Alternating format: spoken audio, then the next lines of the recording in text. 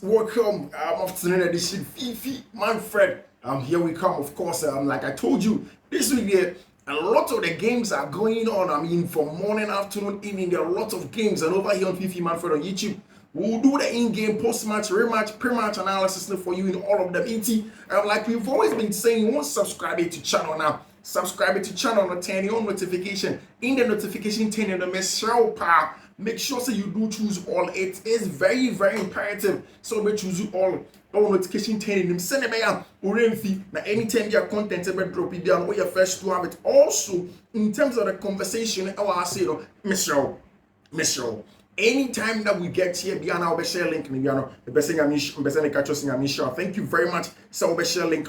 I'm a for so NB. I see on Fiifi-Manfred on YouTube. Enzo Maresca, the coach of Chelsea Football Club, has spoken. Now I can't send baby. I want us to discuss the things that he said. He spoke about what he told us Chelsea sporting directors, the injury issue of a branch friend Wesley Fofana, the build up to the game against Southampton. Now see, Southampton match. The most difficult game at Chelsea about this season and the trickiest game. Does that even make sense? Is that true? Can we analyze that? Truly, of all the games at Chelsea about Everton, Chelsea about Man City, Chelsea about Newcastle, Chelsea about Manchester United, Chelsea about all of these teams, Arsenal, yet Enzo Maresca saying I had more challenging game. The most difficult that Chelsea has played since they started this season. We'll analyze that conversation I say on Fiifi-Manfred on YouTube. But first of all, like I always do, there are things around the world that I always want to talk about. And it starts this time with the English Premier League. And there's something that I didn't see. When he said English Premier League, Rainbow Mountain. Now, Rainbow Mountain essentially is about LGBTQ. People who are queer, who are gays, who are lesbian and stuff like that. Now, the Premier League, they say there are certain times where they preach inclusion. Say, okay, if somebody likes a man, somebody likes a woman, it shouldn't be a big deal. They should include them and stuff like that. They want to preach inclusion. But there have been certain players who decided, say, they are not going to either one wear the armband that preaches inclusion. And I said two, there are some of the players, they said Crystal Palace for captain, your friend, former Chelsea player, your friend Mark Gay, the captain's armband, so said, thank you, I love you, Jesus. I was for armband. The armband was supposed to represent queers and then gays and then the rainbow people. The different Khalifa representation, people of different sexuality, asexual people living inclusive. It's supposed to represent that. Now, your friend Mark Gay went on and then said different things. Mark Gay said, "Ocho on the armband, so I love God. I love Jesus." That's what he wrote over there in terms of what he's supposed to do and everything that's going on with respect to, any the word of the armband. And also, there is Ipswich Town for captain. Ipswich Town captain. Also, Ipswich Town for captain. Only the one bo sa kwe armband no kra. Or say nyadi obebo sa kwe armband no. And his own is that a Muslim.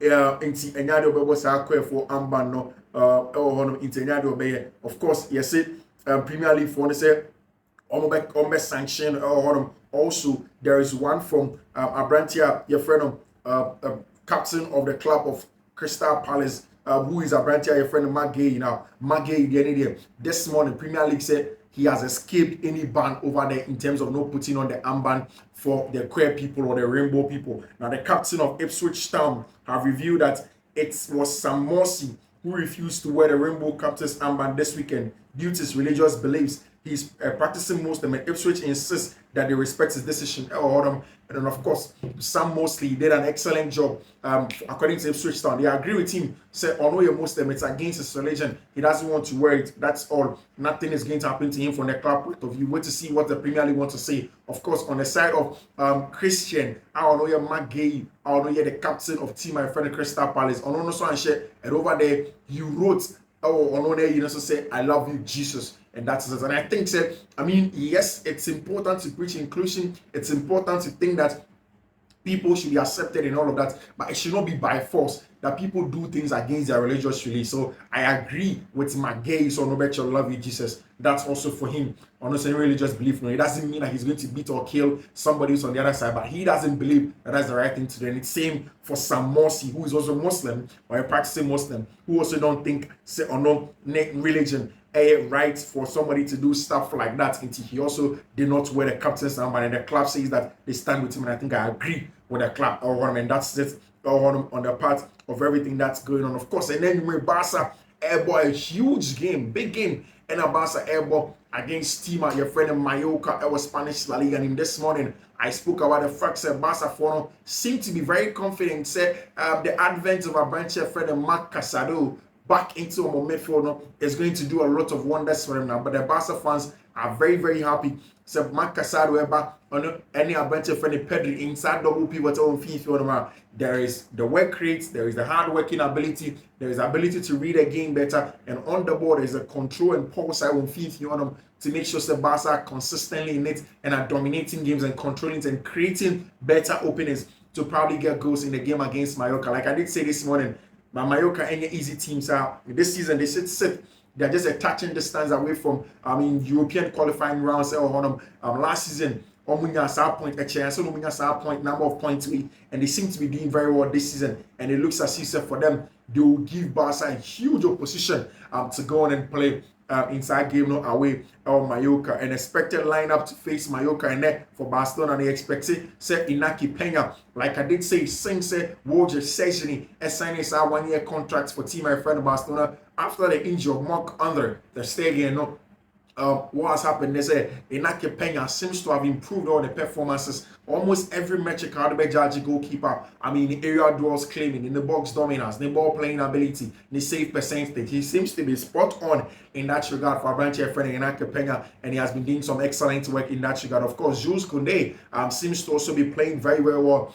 In the wake of what he has been doing for team friend Barcelona, or you're back into the team, or give you a goal away against Celta de Vigo, or you're back into the team at fullback. Of course, there is a centre back pair of Pau Kubasi and your Branch friend Inigo Martinez. Both of them are going to be the 4 and 5. El Barca Chirona. One of them the more ball playing, who is also the most aggressive. Abrantia friend Pau Kubasi, whilst Inigo Martinez, the leader of the back line in terms of the tactical arrangement and organization. Where Chirona, Abrantia friend Inigo Martinez.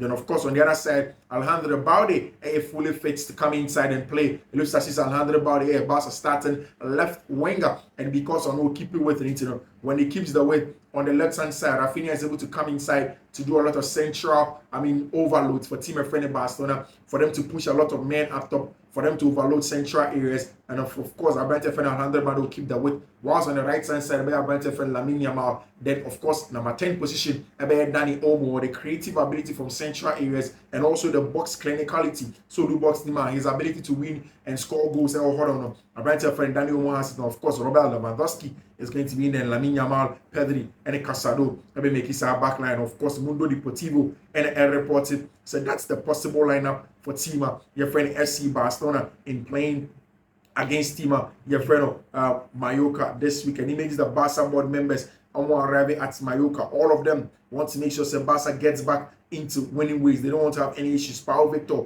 has only 11 minutes in the last 5 La Liga matches. He's expected to come in and play. Of course, Abrante friend Marc Casado are expected to be back in a Barca starting lineup.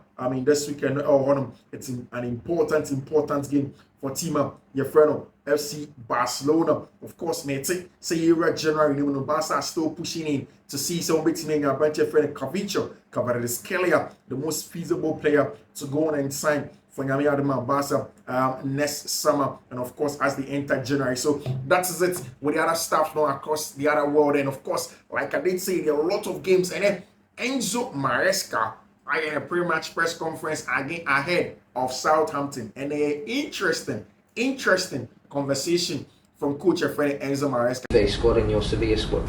I try to do this in all the teams that I was in the past, even in my experience with the City under 23. They was the first time we won that title. Then Leicester was exactly the same. That probably was the most difficult one, because after a relegation the mood is disaster from everyone, and here I'm trying to do exactly the same. Rob. Hi, Is this all taking you a bit by surprise, how well things seem to be going so far? Because it looked like a really, really big job just a few months ago. And we haven't really had any sort of major setbacks. It's all been a pretty smooth trajectory upwards so far. Has it surprised you how smooth it's gone? For sure, I still consider a big job, as you said. But this doesn't mean that because it's a big job, you are not thinking to do the right things. In terms of expectation, we are ahead of my expectation in the way we are playing, and for sure in terms of results. We start 4 or 5 months ago. It's very early, short time together. But the best feeling that I have is that there are many things that we can do better, and we are in the right direction. You said that the club didn't set you specific targets or give you expectations at the start of the season, but you must have had privately an idea kind of what the next few years would look like, how long things would take, the pace you expected to go at. No. Have you had to change your sort of internal plan for what? No. The good thing is that I still think what I said to the owners and to the sport director the first time I met them. Because of the age and because how good is the squad, for me Chelsea in the next 5-10 years will be one of the team that is going to dominate English football. This is what I said to the club the first time I met them. No matter who will be the manager for the next 5-10 years, because of the age and because of the squad, you can dominate English football. And I still think exactly the same.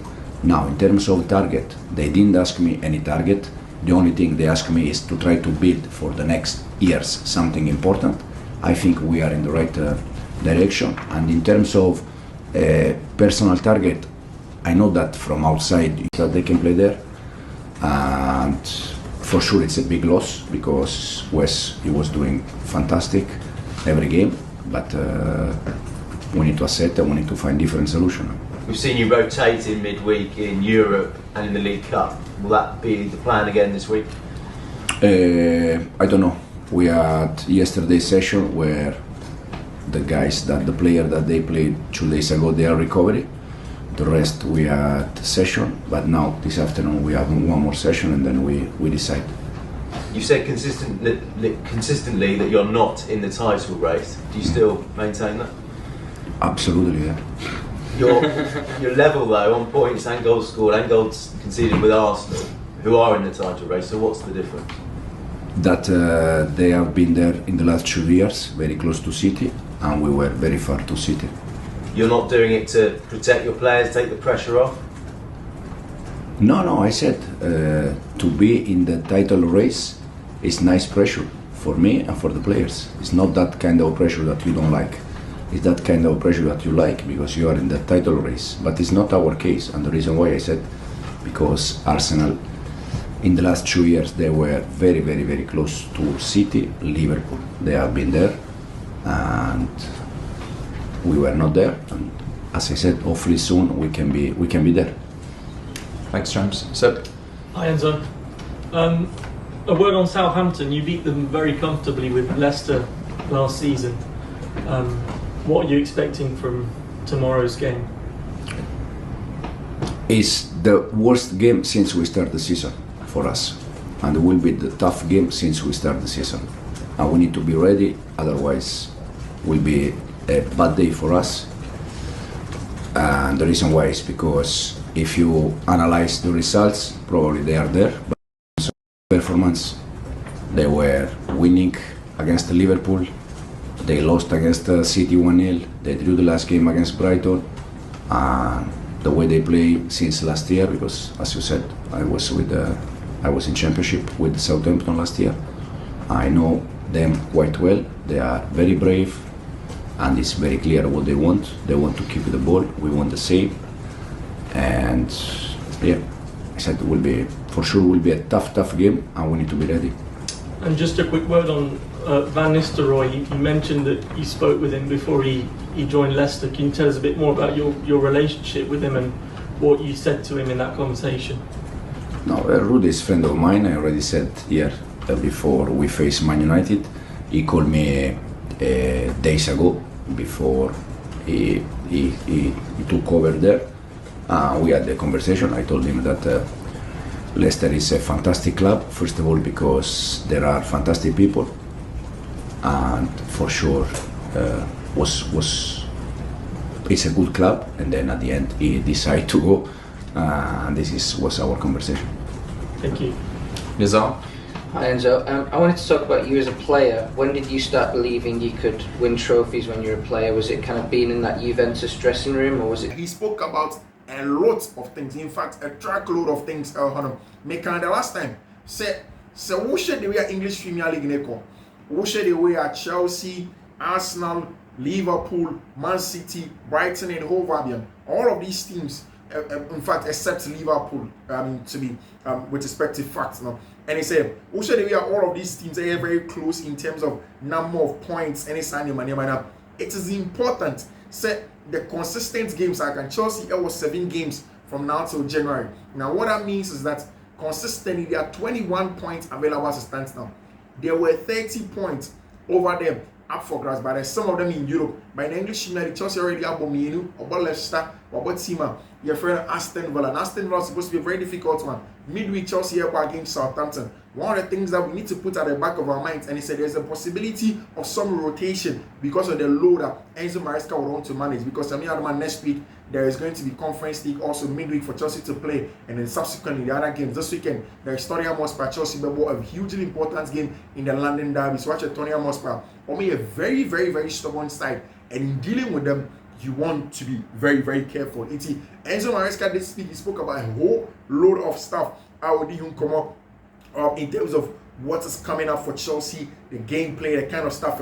But the first news and none of and said Cole Palmer we need the FSA award, and he's the first Chelsea player in the history of the club to win the FSA award. The very first Chelsea player in the history of the club to win the FSA award. Now, FSA award essentially is an award scheme for the best player. It's a different award scheme. And the very first Chelsea player when you this morning I told you that Nicholas Jackson came out as the highest shot conversion rate in terms of centre forward to English Premier League name, and that's a huge feat given where he has come from as a player from the days at Villarreal when he got injured. Bournemouth for by some Barcelona, then they decided to stay away from him. But I've said several times, if you look at Nicholas Jackson, essentially he's a complete player in terms of what you want from him.